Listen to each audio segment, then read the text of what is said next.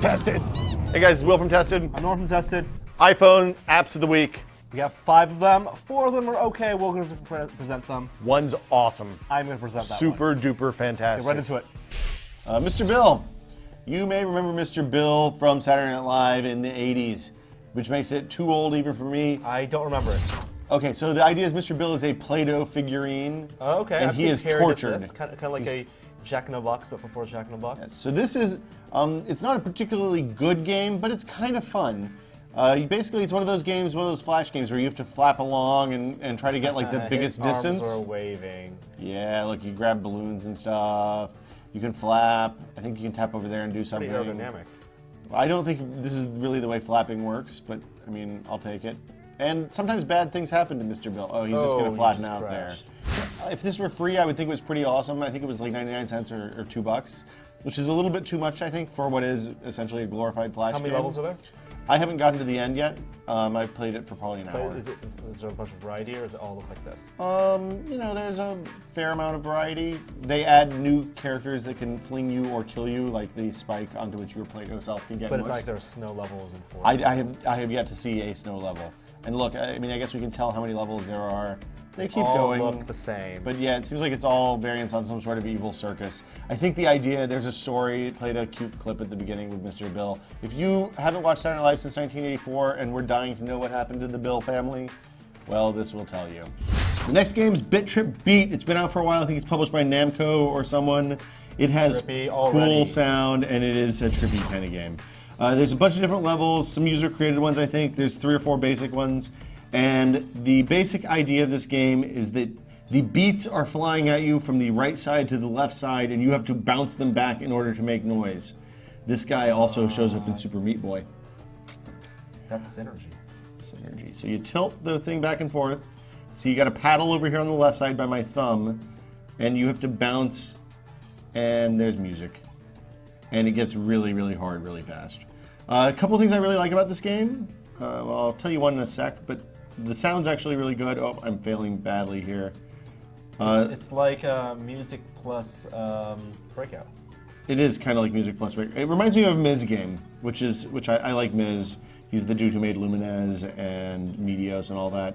You get big crazy multipliers if you do really well. And when you're about to die, you go into like this old school super 8-bit mode. And if you empty the top bar before the bottom bar empties, then you go back into the main game. So it's pretty forgiving. It kind of reminds me of Prey, had a similar mechanic on the PC. See, back into the regular game now. There's all sorts of crazy power-ups. Some of the power-ups are positive, some are negative. So you can actually get a power-up that makes your bar bigger. You can make a power-up that makes your ball smaller, too. Bar. There's power-ups that do many different things. And the patterns are cool. Eventually you kind of figure it out, like this one's a little weird. Oh, I'm in the danger zone now. Goose and Maverick are coming. And back into 8-bit mode. It's much easier when you're not holding it in a specific angle for the camera. You can only use tilt controls for this? I think it's only tilt controls. I didn't see another way to control this. But I really enjoyed it. I find this to be kind of transfixing when you're sitting on the couch or on the bus or something playing an iPhone game. And there's a whole bunch of levels. There's remix levels that I think users have created or DJs or something. And you can see achievements and high scores. So it works with Game Center, which is kind of the cool new thing. I'm going to load up a game. I was playing a game moments ago. Normally I don't like kind of board game adaptations, especially traditional classic board games. This one's actually okay. It's not great. It doesn't have, the cardinal error on these is usually that they're really slow, right? Everything's so small. Oh, it's a 3D board. It's a 3D board. That's crazy. I don't understand why there's not just a traditional 2D board. I feel like this game doesn't benefit really from 3D at all. You can't pinch to zoom. I mean, with a 2D board, you could pinch and well, you can tap and zoom. So you can see. So it's fixed cameras. It's fixed cameras, but you can zoom in, look at like your properties here. Look, see, I have mortgaged Connecticut, but I just bought that to block yellow, so that's fair. He's got a bunch of, it's basically Monopoly. It's the same game. This is the least. Can I win $1 million? You can win $1 million virtual dollars. I want Park Place and Boardwalk. Look at that. Do you notice that the iron is ironing the board as it goes around? Very clever. Yeah, it's not perfect. It wasn't too expensive. I feel like this is probably okay as this type of game goes. Oh man, my $200 went straight to the race car. I fucking hate the race car, man. So the next app is called Podfisher. As you can imagine, this is an app that fishes for pods. Casts. It doesn't work exactly the way I'd expect, but it's okay. Basically, what this does is looks at the podcasts that are both in the store and on the music share, on the phone that you put on with iTunes, as well as the ones that are available on the iTunes Music Store. Okay. And you have a bunch of options. So, like if you've downloaded it, you can just hit play an iPod and it'll start it up. Yada yada. Yep. I don't know why it's showing me this again. But it plays in the background. You can use the normal pod controls, iPod controls, whatever. It's great. I mean, that's awesome. The trick comes when you don't have the podcast on the device. One, you can go download it via iTunes. It'll take you to the store page for that podcast in iTunes, not in the Podfisher app anymore. Yep. And you can choose to download it there. And if you're on Wi-Fi, you can download a podcast of any size. If you're on 3G, you're still limited to 20 megs. No, there's a trick. Oh, I like this. If you're on 3G, you can stream the episode. I'll go back. Behold, just tap the episode. And it goes straight here. I listened to the podcast this morning on the way in, despite the fact that I hadn't downloaded it and it was 65 megs. That's an iPhone 4. It'll stream the whole episode. And then the last thing that it does, of course, is notifies you when there are new episodes. So you can go back, you can scroll through the whole run of whatever podcast you like. You can just play the new episodes here, and it'll, it's pretty good. It's, I'd rather have something that checks automatically. They don't have to manually start once or twice a week. But this beats plugging into sync with iTunes. All right, this is my current favorite iPhone game. Oh my God, Game Dev Story! I told you this was awesome like 2 weeks ago. It's a great game. This is amazing. It is a simulation of a game development studio. I have it on good authority that this is exactly what it's like to run your own game development studio. My game studio is called Bested. Let's load up Bested right now. Why Bested?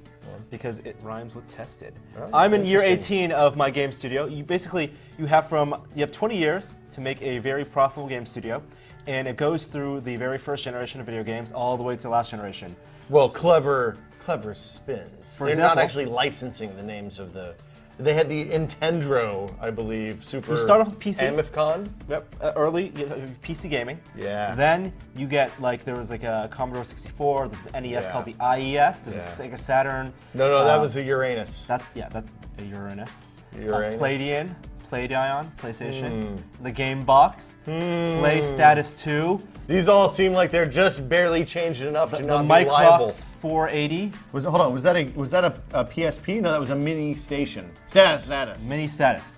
And mistake. the Nintendo DM. So basically, you can license technologies. I can pay $12,000. Make a game. Let's start with a game. Okay, I'm gonna make a Play Status 2 game. Okay. Because that is very popular. Look at how many, 19% market share. That's pretty huge. Pick the genre. Okay. So there's a ton of genres. You have to unlock them by training your people you hire. You have to actually hire people. Okay. What's a table game? Like a tabletop game. So there are combinations. Okay. For example, RPG. I've made many RPGs. Okay. And it's very popular, but it costs that much to make. You're only level 1. No, I'm level 5 RPG. Wow, level 5. And RPG, I want to pick it with a match with the genre. So I want to make Fallout 3. To make an RPG with ninjas, I could do that, but that's not going to be a great combo. You want like a fantasy RPG, or maybe a historical RPG. This is everything that's wrong with the game industry today. Make a romance RPG. But you know what? That game won't sell. It won't sell. Do it. Checkers RPG? What the fuck is a poncho RPG? I have no idea, but it's not very popular. I think that's racist. I'm gonna make a wrestling RPG. I like wrestling.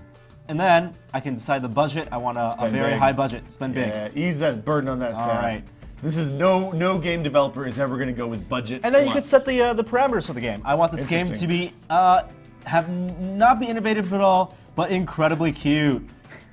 I like it's where a you're cute going with wrestling this. RPG. Should you take out the Polish? The polish. Oh, well, that's confusing. I don't care about the game world. I care about realism. A cute, realistic. So what, approachable this wrestling is on RPG. The Katamari Madden scale, yes. basically. And there we go. So you have once the game started, you have a whole staff. I want Jeff to write the proposal. And I have hired people, and they have stats. They're programmers. Hey, your guys have the same name as mine. These are the basic coders, but you can get all the way to hackers. They're very expensive, but they have very high stats. Some of them are just scammers. You can't name them. He was the new guy. I'm a gamer. Or you can outsource. You can hire someone exclusively who is very good at writing scenarios, but he's very expensive. I'm going to hire him. He created many global hits. he has a great idea for a wrestling game. He's going to go, and there you go. So he takes time to add attributes to your game. And these are like your skill points for the fun, game. creativity, graphics, and sound. And over time, over the development process from 0 to 100%, you can spend resources and use research points up here in this corner to boost these attributes. So basically, this is a game dev RPG, not a game dev story. It's a simulation. It's a sim. Where's the story, Norm? It's a sim. There's no story. It's cute. Oh, you picked an odd combination. This is an odd combination. Oh, shit. My staff, they're not excited about it. You could invent a new genre right here, or you could make, well, something terrible. Look, your guys are on fire! They're coding so quickly and doing research. Holy shit. It's all the hackers. So I have actions. I can use items to increase the fun artificially. And you have to spend money to buy these items, right? Spend money or research that points. Didn't look like Red Bull. I think it was Red Monkey or something. I can check my products. So these are the games I've made so far, and they've sold very well. Die-Bot Die? Die-Bot Die 2 has sold Wow. 6 million units. I have Wings of Hope 2, Fur Cards, Playdate, and Wings of Hope. These are my 9,700,000 is not Ninjutsu shabby. 2, Paramount. It's a movie studio Valve 2, simulation. that's pretty. That was is a that game. pipe dream So game, you can or? make in this game. You can make a game company simulation.